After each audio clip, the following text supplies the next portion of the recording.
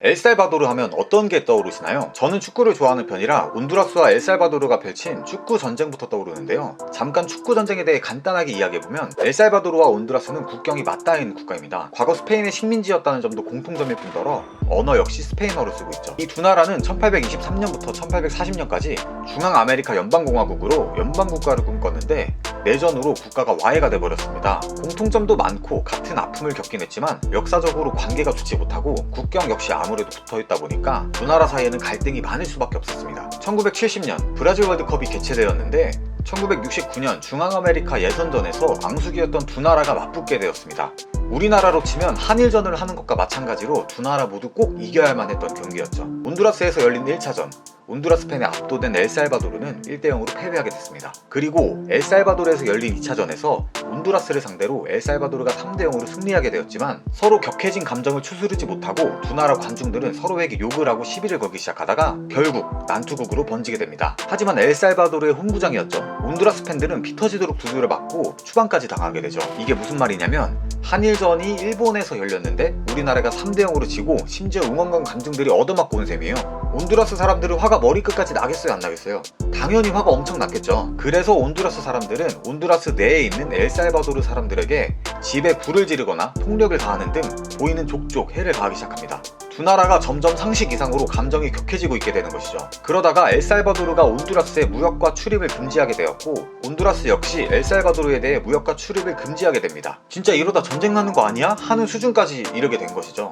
결국 1969년 6월 23일 두 국가는 단교를 하게 됐습니다. 그런데 3차전이 남았죠. 피파에서는 이 상황을 어느 정도 인지하고 있던 터라 3차전을 중립국가라고 생각한 멕시코에서 개최하게 됩니다. 그리고 3차전이 열리게 되자 두 나라 관중들이 모두 멕시코에 모이게 되는데요. 멕시코도 대응을 해야 됐기 때문에 모인 관중 수보다 더 많은 경찰을 동원합니다. 결국 경기가 끝나고 별다른 일은 일어나지 않았지만 경기는 엘살바도르의 3대2 승리로 끝나게 됩니다. 온두라스 사람들은 화가 무척 났어요. 축구에 진 것도 그렇지만 그 전에 갈등이 있었기 때문인데 두 나라가 붙어있다 보니까 특히 땅에 관련된 갈등이 너무나도 많았던 것이죠. 엘살바도르는 온두라스보다 영토의 반의 반 정도 작은 나라인데요. 뭐 어느 나라나 마찬가지겠지만 소수의 부자들만 땅을 독점하고 있고 땅을 갖고 있지 못한 대다수 국민들이 너무 힘들어했던 상황이었습니다. 그렇게 엘살바도르에선 땅이 없어서 농사를 못 지으니까 점점 온두라스로 넘어가게 된 거예요. 그런데 엘살바도르 정부도 여기에 대해서 아무 말도 안 하고 눈 감아주자 하나둘 넘어가게 된 엘살바도르의 국민의 숫자가 무려 30만 명이나 됐어요. 온두라스 입장에서는 30만 명이 세금도 안 내고 멋대로 자기들 땅에서 농사도 짓고 그 수익마저도 엘살바도르로 가져가니까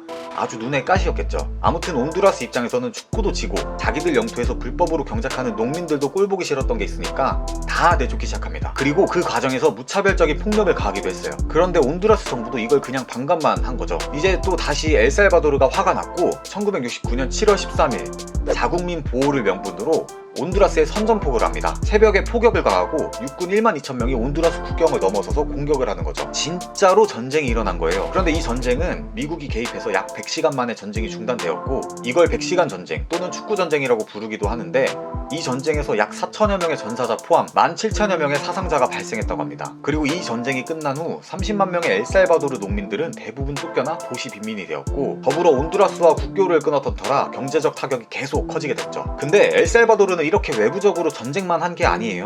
20세기 중반 내내 군부 독재, 쿠데타, 내전 등 나라 안에서도 계속해서 수십만 명의 사망자가 나오고 내전이 끝난 이후에도 인구 대다수가 빈곤에 허덕이는 삶이 계속됐습니다. 그러다 보니까 빈곤층 청소년들과 청년 실업에 시달리는 젊은 층들이 모이면서 조직을 만들게 됐고 조금 더 나은 삶을 살기 위해서 엘살바도르를 떠나서 미국으로 이민을 가게 되었습니다. 계속된 내전, 군부 독재 등으로 나라의 총기가 대량으로 풀려있던 걸 그 무리들이 갖게 되고 나라가 계속 어려워질수록 넘어오는 사람들이 많다 보니 이들의 세력이 점점 커지게 됩니다. 거기에 멕시코 북부에서 미국 남서부로 가는 마약 유통로를 담당하는 세력과 부패한 공권력까지 조화를 이루게 되니까 조직의 세력은 걷잡을 수 없이 커지게 됐죠. 이렇게 생긴 조직이 MS-13, 마라, 그러니까 마라 살바투르차와 18번가라는 갱단인데 뒤에서도 말하겠지만 이 두 세력이 지금 엘살바도르를 장악하고 있다고 해도 과언이 아니에요. 아무튼 미국 내에서 얘네가 얼마나 무서운 존재가 됐냐면 마피아나 사마페 등이 하지 않는 잔혹하거나 더러운 일들을 거리낌 없이 다 합니다. 거기다가 무고한 민간인을 살해하는 걸 훈장으로 여겨요. 그래서 LAPD나 뉴욕 경찰 등 주 경찰들이 상대하는 게 아니라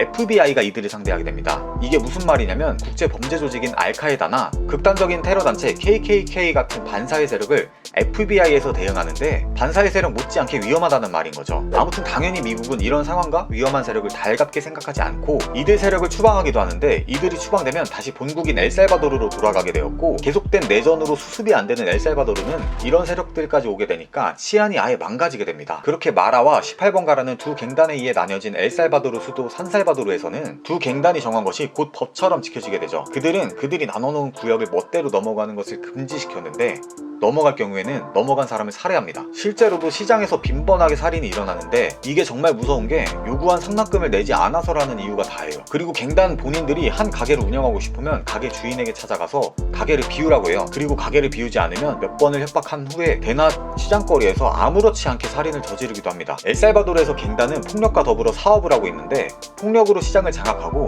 무기와 마약을 판매하고 있는 것이죠. 무기와 마약도 돈이 되지만 가장 큰 돈이 되는 건 결국 주민들에게서 갈취하는 돈이라고 하니까, 그 상황이 참... 엘살바도르 국민들은 매일 겁에 질려 살아가고 있는 상태입니다. 엘살바도르는 전 세계에서 살인율로는 1위예요. 한국의 150배 수준이고 1년에 3,000명 이상 살해되고 있다고 합니다. 뿐만 아니라 여성 살해율이 가장 높은 나라고, 2018년 유엔은 엘살바도르를 여성으로 살아가기에 가장 위험한 나라라고 지목하기도 했습니다. 여성이 살아가기 가장 위험한 나라인 이유는 또 있는데, 보수적인 카톨릭 국가일 뿐더러 갱단에 의해 성폭력을 당해 임신을 하게 된 여성이 낙태를 하게 될 경우에도 40년형에 처하는 등 여성이 항상 폭력의 피해자지만 죄의 대가를 오히려 여성이 받고 있기 때문이죠. 아니, 이 정도면 경찰은 뭐하나 싶죠. 그런데 경찰도 갱단이 무서워서 복면을 쓰고 다니고 있어요. 보복이 두려운 거죠.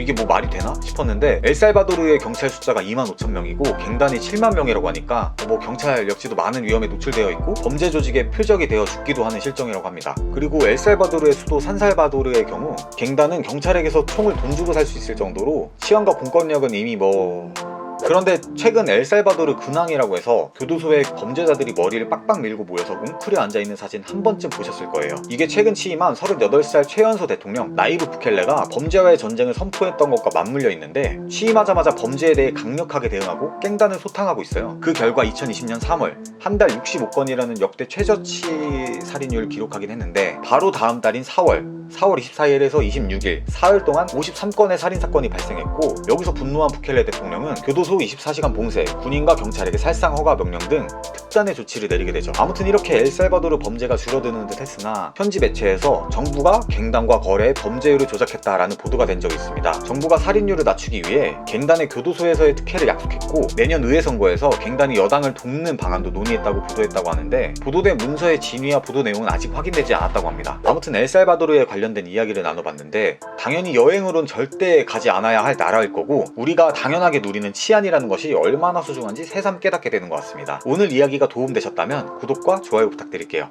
감사합니다.